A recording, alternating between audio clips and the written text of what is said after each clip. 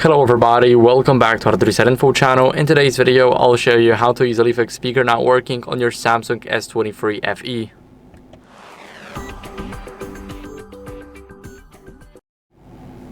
So first, what you guys want to do is check the volume levels in these settings. So what we're going to do here is we're going to increase the volume using the volume up, make sure that this is fully covered in white.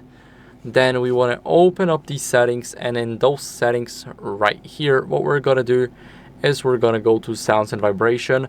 Now open up the volume, and here make sure that the ringtone, the media and notifications are at a good level. But the most important one here is the media and the call volume that you cannot change in the settings, or by opening the phone app you need to be in an active call in order to actually change it. Next, what you guys want to do is, as you guys can see here, we have the speaker grill. Now we want to clean it because it's very important to keep it clean. Now dust can block a lot of connection or just block some sort of sound, so we don't want it. We want to keep it clean. And after that, what you guys want to do is open up these settings and make sure that your Bluetooth is disabled. And we do that because we want to make sure that audio is not rerouted to any other device. Click Bluetooth and here tap on the switch. Now it's turned off, and we want to keep it like that until we check everything.